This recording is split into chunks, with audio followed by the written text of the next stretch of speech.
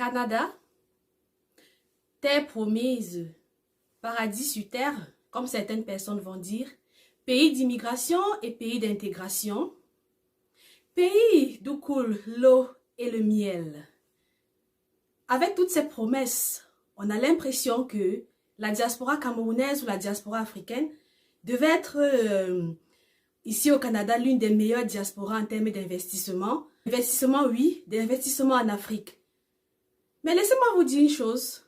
Contrairement à ce dont on s'attend et à ce qu'on pourrait s'imaginer, les Canadiens ou bien la diaspora canadienne n'est pas l'une des meilleures diasporas en termes d'investissement. Dans cette vidéo, je vais t'expliquer pourquoi cette diaspora canadienne tarde à décoller comparativement à la diaspora américaine ou bien la diaspora française ou allemande. Reste connecté et tu verras pourquoi nous, la diaspora canadienne, nous avons vraiment du mal à décoller et quelles sont les choses qu'on pourrait améliorer afin d'intégrer cette diaspora dans le développement de l'Afrique.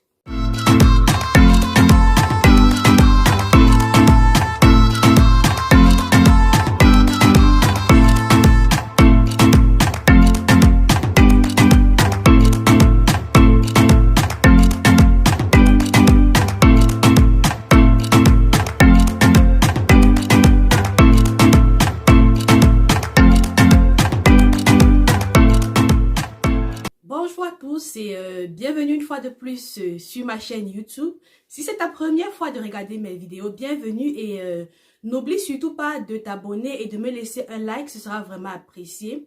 Pour ceux ou celles qui voient régulièrement mes vidéos sur YouTube, mes vidéos parlent généralement de finances, d'investissement et aussi de loisirs parce que je pense qu'à la fin de la journée, il faut toujours savoir s'amuser après avoir longuement travaillé.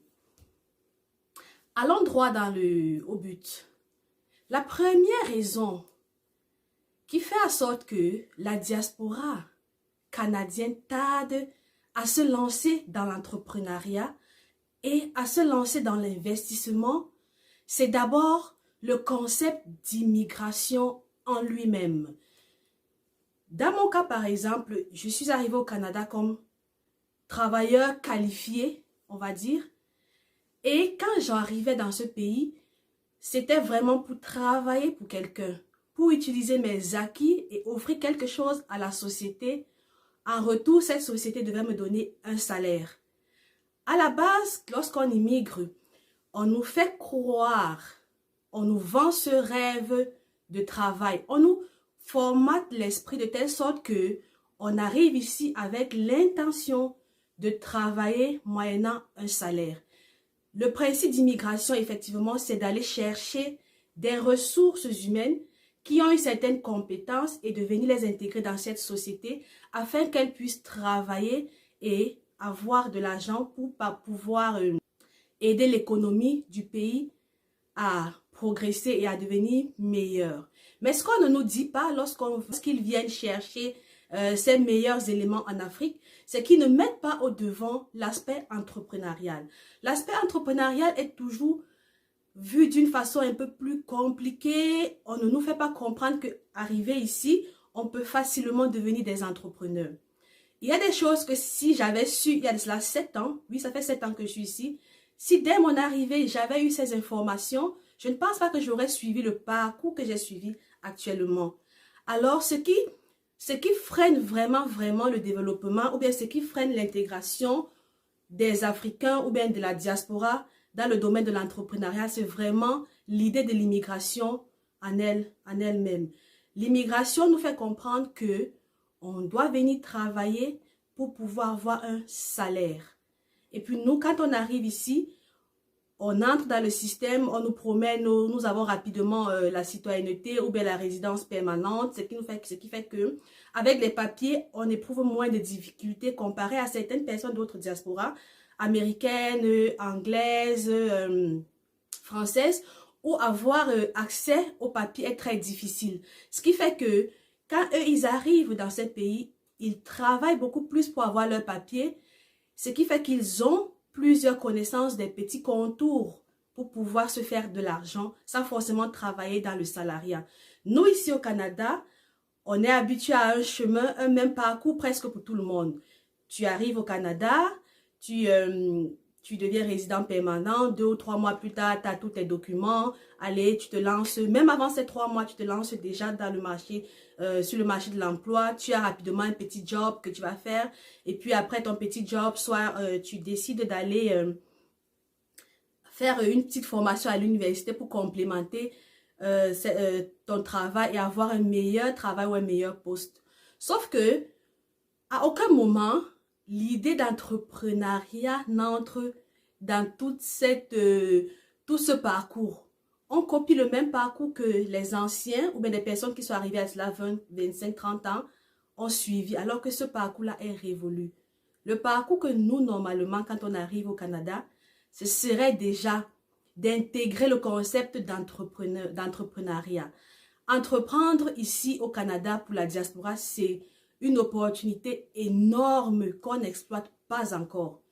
On a toujours cette façon traditionnelle que nos parents nous ont appris, cette chose que les parents nous faisaient comprendre avant, qu'il faut aller à l'école, trouver un travail, se marier, avoir sa stabilité. Le parcours n'est plus le même actuellement, avec les choses qui ont changé dans le monde, avec le coronavirus. Le monde évolue et nous ne pouvons plus de nos jours rester à copier ce que nos ancêtres ou bien ce que nos parents faisaient à l'époque. Nous devons plutôt développer de nouveaux concepts qui vont nous permettre de devenir rapidement indépendants financièrement.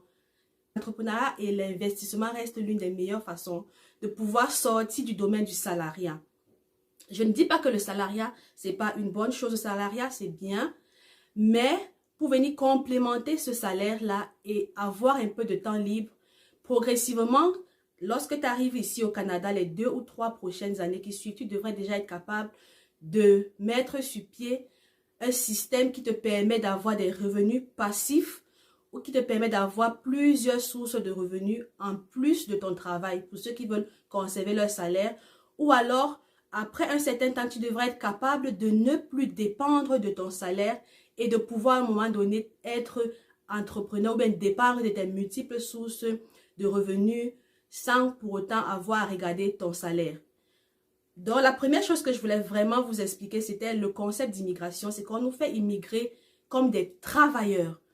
Alors que si on nous faisait immigrer avec l'option travail et en même temps promouvoir l'option entrepreneuriale, je pense que beaucoup de personnes n'auraient pas suivi le parcours qu'elles ont suivi jusqu'ici. Après 10 ans, 15 ans, on se retrouve à répéter un rythme, à entrer dans le rythme des Canadiens, une vie, comment je peux dire ça, on reste dans ce concept de vie, de boulot, famille, dodo, parce qu'ici, la famille est beaucoup plus encouragée. On n'encourage plus l'esprit familial. Quand tu arrives ici, tu as ton petit job, petite maison, voiture, famille, et that's it. Et la vie s'arrête là.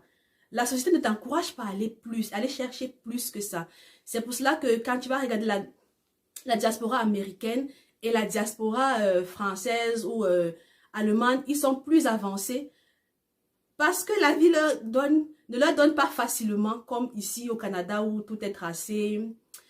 Mais, don't get me wrong, quand je dis tout est tracé, ça ne veut pas dire que tu ne fais pas d'efforts. Même quand tu as tes papiers ici, il faut faire beaucoup d'efforts pour pouvoir se forger, se trouver cette place dans la société, pour pouvoir avoir ce travail qui te correspond. Et c'est pour ça que tu vas voir certaines personnes, quand elles vont arriver ici, après 2-3 mois, elles vont retourner aux études pour faire encore 5 ans de plus d'études pour devenir soit des ingénieurs, soit des médecins, ou alors 3 ans de plus de formation, ou 4 ans pour devenir des infirmiers, ou pour travailler dans le domaine médical. Alors qu'il y a d'autres options qui sont plus faciles d'accès et qui permettent d'avoir encore plus de revenus. C'est juste que nous, on n'est pas habitués, on n'a pas cette culture entrepreneuriale. Déjà, de par notre éducation au pays, les parents ne nous éduquent pas à chercher de l'argent. Très peu de familles éduquent leurs enfants à chercher de l'argent. On nous éduque de façon générale, comme depuis des siècles ça se fait, aller à l'école, avoir son baccalauréat, avoir sa licence et puis bam, chercher du travail. Durant ce parcours, on ne nous explique pas comment chercher de l'argent. Ce qui fait que quand nous arrivons ici, Nous avons en termes de compétences, zéro compétence technique. On a des compétences générales, on est obligé de retourner aux études pour essayer d'avoir cette compétence technique qu'on n'a pas acquise au pays. Alors moi, ce que je peux dire aux parents ou bien à toute personne qui cherche à immigrer ici au Canada, c'est un pays de rêve certes, mais il y a des réalités. Il y a des réalités que nous on vit chaque jour. On est obligé par exemple d'aller faire des petits jobs. Quand on arrive pour un début, on fait des petits jobs pour se lancer, pour essayer de trouver, de s'intégrer dans ce système. Si moi j'avais su, quand je suis arrivée, j'avais de l'argent dans mon compte, j'aurais plutôt investi cet argent. Mais malheureusement, cet argent, je l'ai pris pour essayer de m'intégrer dans la société, essayer de me trouver du travail. Et je me suis retrouvée à perdre vraiment plusieurs années sans avoir sans acquérir beaucoup de choses comme certaines personnes qui arrivent après 2, 3 ans quelque part et bam, elles sont déjà très loin en termes d'investissement parce qu'elles ont l'information et la connaissance de base avant d'arriver. Puis ce qui rend aussi difficile l'intégration en termes d'entrepreneuriat de la diaspora, c'est aussi le manque de connaissances. Le manque de connaissances, je veux dire que nous, on arrive ici, on n'a vraiment pas ce mentor, on n'a pas cette personne qui va nous dire ce qu'on va faire, on n'a pas quelqu'un, on n'a pas ce modèle qu'on va copier. Quand vous allez regarder beaucoup de vidéos YouTube, il y a très peu de YouTubeurs canadiens, hein, encore canadiens francophones, africains de la diaspora. Il y a très peu, je pense qu'il y a 2 ou 3 personnes que je suis actuellement. On n'a pas vraiment ce modèle qui va nous guider sur les différentes étapes à prendre pour être indépendant financièrement. Lorsqu'on arrive, on a encore cette ancienne mentalité, on a encore ces anciennes personnes qui vont nous faire suivre encore leur parcours. Et après 10, 15 ans, on se retrouve entre les dettes, en train de bagarrer pour s'en sortir, alors que normalement, après 10, 15 ans dans ce pays, tu devrais déjà être indépendant financièrement. Donc, ce manque de connaissances, quand on arrive, c'est ça qui fait vraiment un grand blocage pour la diaspora, un grand blocage pour les Canadiens. On entre dans ce système et on essaye d'évoluer de la même façon que les Canadiens évoluent, la même façon que eux ils vivent. Et puis, à un moment donné, l'esprit s'endort. On entre dans une routine, on n'est plus motivé, on vit des stress au boulot, on se dit on ne va pas s'en sortir, on a déjà pris des engagements financiers, on essaye de s'en sortir mais ça ne donne pas. Fait qu'à un moment donné, on lâche prise, on se bloque l'esprit, on n'ouvre plus son esprit à d'autres idées ou d'autres façons de faire parce qu'on a calqué cette façon que des personnes qui étaient là avant nous ont calqué également. L'autre chose aussi qui va freiner vraiment la diaspora canadienne, c'est aussi cette peur, la peur de s'engager. Peur, pourquoi? Parce que je vois plusieurs personnes ici me dire, écoute, moi je ne peux pas ouvrir par exemple un salon de coiffure parce qu'il y a beaucoup de taxes à payer, il y a beaucoup il y a les impôts, il y a tout ceci là. Quand tu ne risques pas dans ce pays, tu ne peux rien avoir. Beaucoup de personnes des salons de coiffure, elles s'en sortent, elles sont là depuis 5, 6, 10 années, elles s'en sortent. Pourquoi est-ce que certaines personnes ici vont se dire, je ne peux pas ouvrir un salon? Pourquoi est-ce qu'on a toujours cette idée d'échec avant d'avoir même essayé? Quand je regarde par exemple à Montréal, il n'y a pas de restaurant camerounais. Il y a peut-être 2 ou 3 que je connais. Et je ne vais pas citer les noms ici, mais il y a peut-être 2 ou 3 que je connais. Chaque fois que j'ai vu un Camerounais ouvrir un restaurant, après 2, 3, 4 mois, c'est la fermeture. Et je commence à me demander, est-ce que c'est que pourtant, il y a des restaurants qui sont dans ce pays depuis 10, 15 ans. Est-ce que nous, on ne sait pas? Est-ce qu'on manque cette fibre entrepreneuriale ou alors on n'a pas bien étudié le marché avant de se lancer? Donc, moi, je pense que c'est aussi cette peur de l'échec parce qu'on a vu certaines personnes échouer. On regarde ce modèle des personnes qui ont échoué, mais on ne regarde pas le modèle des personnes qui ont réussi à l'entrepreneuriat. Il y a des personnes moi je vois beaucoup de personnes qui sont là depuis des années, qui font de l'import-export. Ces personnes-là sont là depuis des années. Si ça ne marchait pas, c'est sûr qu'elles auraient déjà fermé. Et puis, des fois, ces personnes ont même le monopole ici au Canada. Elles ont le monopole et elles te font du n'importe quoi parce qu'elles sont les seules. Tu ne dépends que d'elles. Pourquoi ne pas regarder d'autres options en dehors du travail, du salariat? Beaucoup de personnes ont encore peur de perdre leur argent. Moi, dans ma nature, je n'ai pas peur du risque. Si tu perds de l'argent, tu l'as perdu. Mais en essayant, c'est en essayant que tu peux t'en sortir. C'est en essayant que tu vas comprendre comment le système fonctionne. Et de tes erreurs, tu pourras apprendre et t'améliorer. Alors, comme je disais, la deuxième chose, c'est vraiment cette peur de s'engager. En plus du manque de connaissances, la peur de s'engager. On ne sait pas aussi dans quoi est-ce qu'on va s'engager. On ne sait pas trop par où commencer. Ce qui fait qu'on reste, on stagne sur place. On se concentre sur son salaire. On essaie de se dire que la vie, bon, on a une petite vie tranquille au Canada. Pendant ce temps, les autres diasporas ont compris. Elles se sont lancées sur le e-commerce, Amazon. Elles font tellement de choses en ligne. Mais nous, on tarde encore parce qu'on manque de connaissances. L'autre chose que je voudrais aussi souligner, qui fait que la diaspora canadienne tarde vraiment à décoller. Et ça, c'est un sujet vraiment qui est tellement récurrent dans cette diaspora. Et à un moment donné, on se demande vraiment si on va s'en sortir. Et ça, c'est un élément vraiment qui... J'aime pas trop en parler, mais il faudrait qu'on en parle pour que les choses puissent changer. C'est vraiment la jalousie dans la communauté. Tu vas voir ton frère, il va commencer son entreprise, il va se lancer dans l'entrepreneuriat. Il va faire tout, il va te dire par exemple, abonne-toi à ma chaîne pour que je puisse avoir plusieurs abonnés. Ou bien il va te dire, essaye de me lancer, parle un peu de mon produit dans ta chaîne. Mais non, non, il n'y a personne qui va vouloir l'aider parce qu'on se dit, si je l'aide, il aura plus d'argent que moi. Ce qu'on oublie, c'est que c'est justement en contribuant. Les autres sociétés, les autres communautés ici s'en sortent. Pourquoi? Parce qu'elles sont soudées. Elles sont soudées, travaillent ensemble.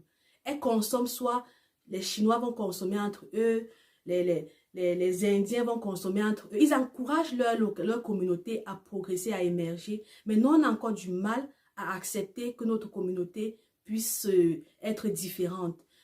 Par exemple, tu vas voir des personnes qui sont là avant. Quand elles vont voir des nouvelles personnes arriver, elles ne voudront pas leur donner les secrets de comment est-ce qu'elles ont fait pour s'en sortir.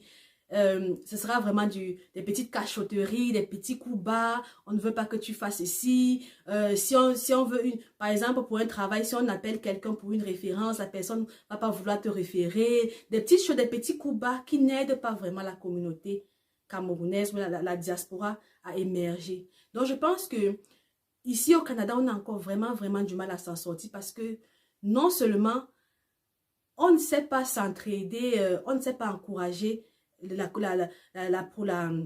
l'entrepreneuriat de nos frères et sœurs. Si on a quelqu'un qui vend quelque chose ou bien qui a un nouveau concept, on a toujours tendance à aller prendre chez quelqu'un d'autre parce qu'on se dit que c'est meilleur. Et puis l'excuse que je trouve, ce que j'entends souvent les gens dire, c'est que on n'a pas un bon packaging, on n'a pas un meilleur ceci, le service à la clientèle est monté, le marché est descendu. Moi-même, je pensais cela avant. Hein. Je pensais vraiment que c'était très difficile de travailler avec les Africains. Mais au fur et à mesure que j'avance dans mon activité, dans ma business, je me rends compte que c'est juste une question de culture. Et quand tu sais comprendre tes clients et quand tu sais comprendre la communauté, tu t'en sors facilement. Alors, ce que moi je pourrais vous dire, nous qui sommes ici au Canada et qui voulons vraiment que les choses changent, c'est vraiment d'être soudés, d'essayer de nous aider les uns et les autres, d'encourager nos frères et sœurs. Si tu entends qu'il y a un restaurant camerounais ou africain qui a ouvert à tel endroit, vas-y, va encourager ton frère, amène ta famille pour une sortie. Aidons-nous entre nous, encourageons vraiment cette diaspora-là pour qu'on puisse être meilleur. Et puis, n'oublions pas, ne restons pas toujours sur le fait qu'on a nos papiers, tout est correct, notre petite vie, on a une petite vie qui donne, on n'a pas besoin, on a notre salaire, je ne sais pas combien aux 2 semaines qui finit rapidement avec toutes les factures là, et on se contente de notre petite vie. C'est à peine si on réussit à envoyer 100 $ en Afrique. Faudrait qu'on essaie de voir un peu plus loin que ce qu'on voit maintenant. Cette vidéo, c'est pas vraiment pour lancer ou bien accuser une communauté. C'est juste pour nous encourager, pour nous dire qu'il est temps de se lever et de partager les informations. Il est temps d'aider la jeune communauté qui arrive, les jeunes personnes immigrantes. Il est temps pour nous de mieux les orienter sur comment devenir indépendants financièrement au lieu de les laisser entrer dans le même système que nous, entrer dans le stress constant, aller faire des jobs dans les entreprises, se faire du mal alors que ces nouvelles personnes ont du potentiel, peuvent donner mieux que ça et peuvent devenir indépendants financièrement d'une autre façon que d'aller faire des petits jobs. Alors, si tu as aimé ma vidéo, n'oublie surtout pas de t'abonner pour de nouvelles vidéos parce que je vais toujours parler des sujets qui, de fois, font mal, mais qui vont aider la communauté à devenir meilleure et à évoluer. Clique sur le bouton pour t'abonner juste en bas de ma chaîne. Et n'oublie pas aussi de partager ma vidéo qui pourrait aider certaines personnes qui sont en difficulté. Et si tu as un commentaire, tu peux me le laisser dans la zone de commentaires. Ça me fera un plaisir de te répondre. Et surtout, n'oublie pas de t'abonner à ma chaîne et de me mettre un like.